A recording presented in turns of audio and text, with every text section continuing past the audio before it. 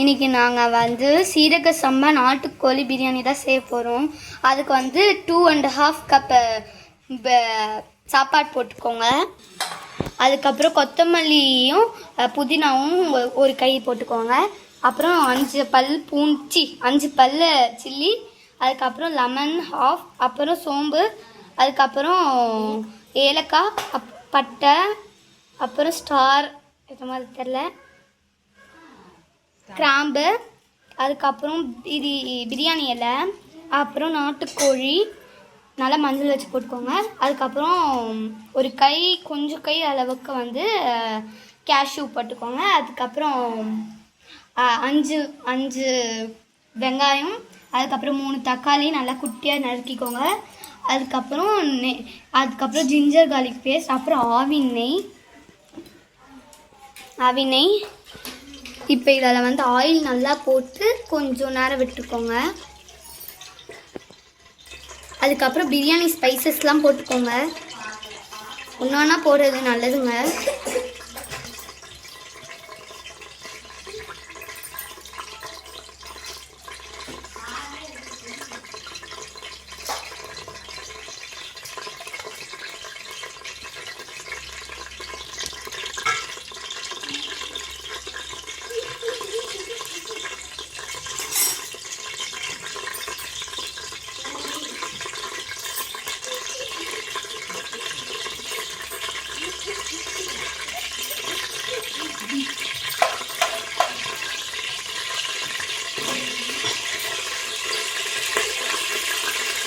தெரிக்குது guys.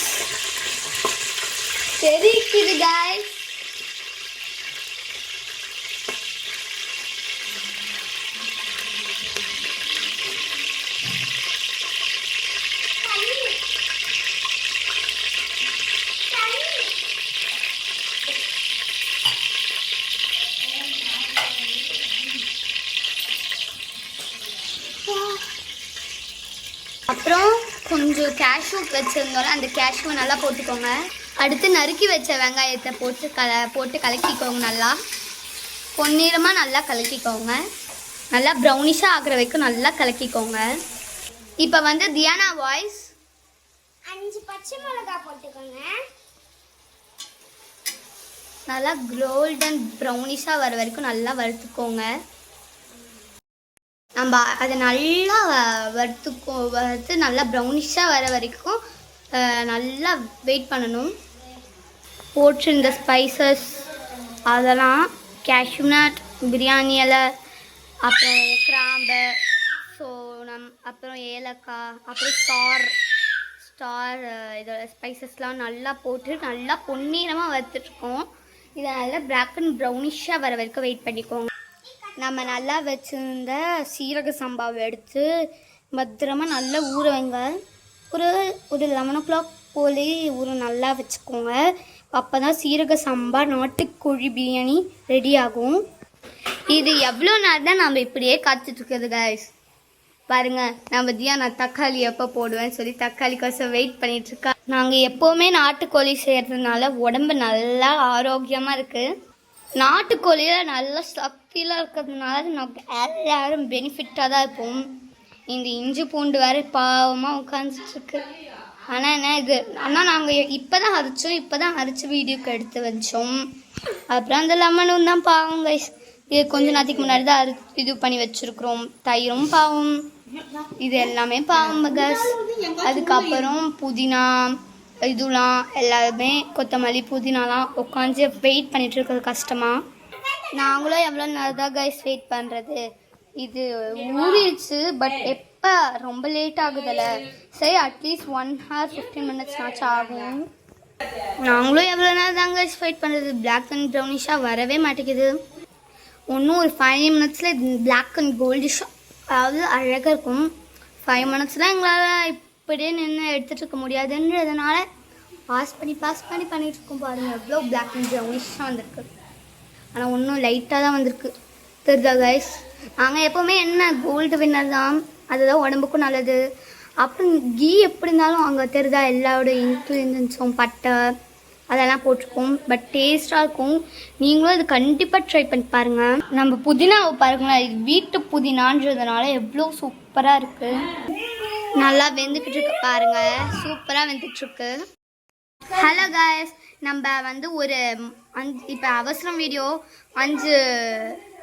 5 வெங்காயம், அதுக்கப்புறம் பட்டை, லவங்கம், சோம்பு, அதுக்கப்புறம் இதெல்லாம் போட்டு நல்லா பொன்னிறமாக வறுத்துக்கணும். கேஷ்யூ நட்லாம் போட்டு நல்லா பொன்னிறமாக வறுத்துக்கோங்க. இப்போ தக்காளி போடலாம். அதெல்லாம் நல்லா கோல்டன் அளவுக்கு வந்த உடனே நீங்கள் கொஞ்சம் தக்காளி போட ஆரம்பிச்சிடுங்க. நாங்கள் 3 தக்காளி போட்டிருக்கோம்.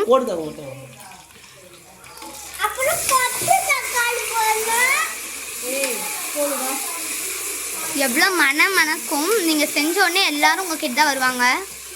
நல்லா போட்டு வறுத்துக்கோங்க. அப்புறம் கொஞ்சம் உப்பு போட்டுக்கோங்க, கல் உப்பு போட்டுக்கோங்க. ஒரு கை கல் உப்பு நல்லா போட்டு நல்லா மிக்ஸ் பண்ணிக்கோங்க.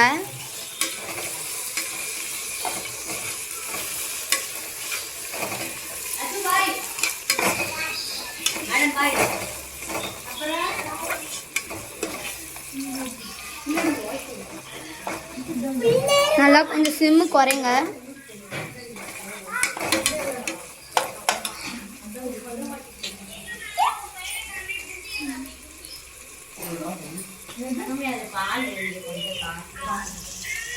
அப்புறம் நல்லா நாட்டுக்கோழி நல்லா மஞ்சள் போட்டு நல்லா வச்சுக்கோங்க.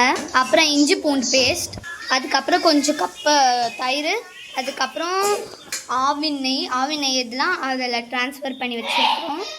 அப்புறம் புதினாவும் கொத்தமல்லியும் அதில் போட்டுக்கோங்க. போட்டுட்டு அதுக்கப்புறம் கொஞ்சம் நல்லா மிக்ஸ் பண்ணிக்கோங்க.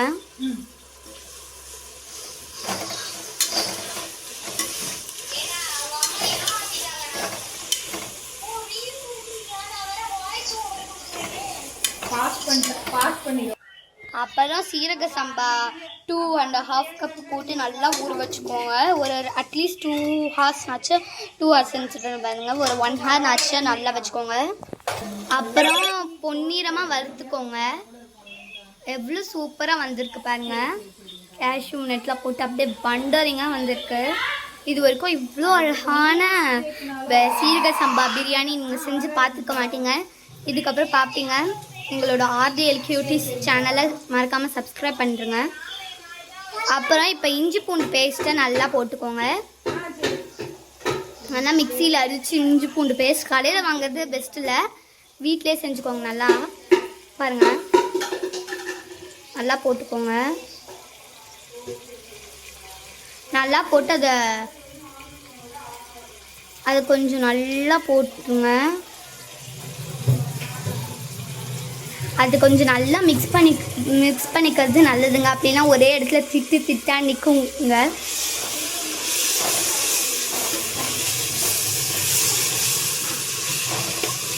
கொஞ்சம் சிம்மு குறைச்சிக்கோங்க.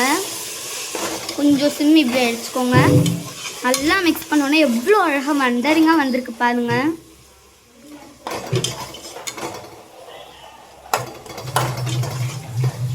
கொஞ்சம் சிம் ஹையில் வச்சுக்கோங்க லைட்டாக.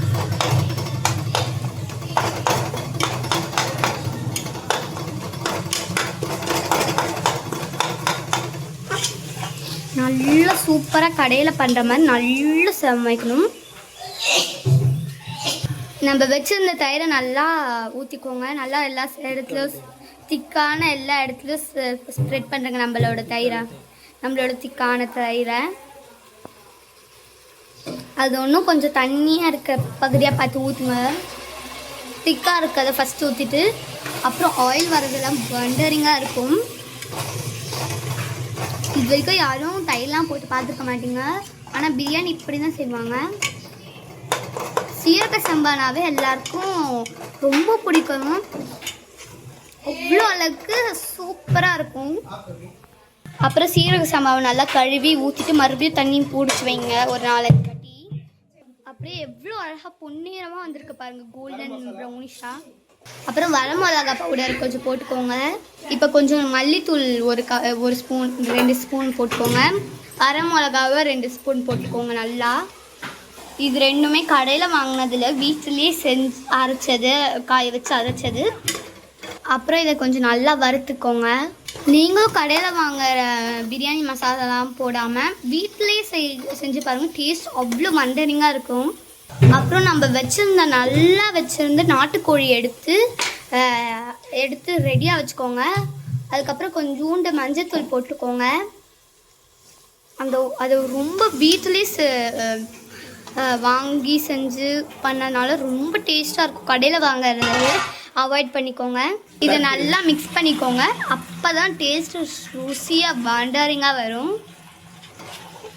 நாட்டுக்கோழி நல்லா கலரிக்கோங்க. அப்போ தான் சிக்கனில் நம்ம போட்டு இந்த ஸ்பைசஸ்லாம் நல்லா ஊறி உப்பெல்லாம் நல்லா டேஸ்ட்டாக வண்டரிங்காக இது வரைக்கும் உலகத்தில் அந்த மாதிரி பிரியாணியை சாப்பிட்டுக்காத மாதிரி ருசி அவ்வளோ அழகாக வரும். அப்புறம் மறுபடியும் கொஞ்சம் கல் உப்பு போட்டுக்கோங்க.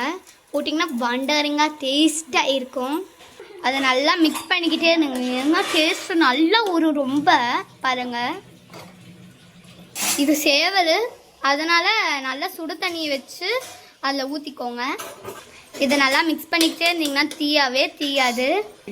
இப்போ நம்ம வேக வச்சுருந்த தண்ணியை எடுத்து ஊற்றிக்கோங்க.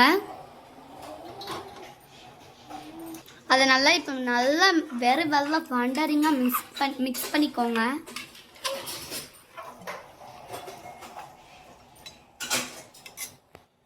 இப்போ எல்லாம் கரெக்டாக வந்திருக்கான்னு ஒரு வாட்டி டேஸ்ட் பண்ணிக்கோங்க. அப்புறம் குக்கரில் ஒரு விசில் விட்டுக்கோங்க. இப்போ மூடி போட்டு 3 விசில் விட்டுக்கலாம். நம்ம சீரக சம்பாவோட ரைஸை அடிக்கடி நம்ம நல்லா இது பண்ணி வச்சுக்கிட்டா தான் நல்லா டேஸ்ட்டாக ருசியாக வரும். நான் சொன்னேன்னு மறந்துட்டேன். லெமனை ஒரு 1/2 பீஸ் லெமனை நல்லா வெட்டி வச்சுக்கோங்க.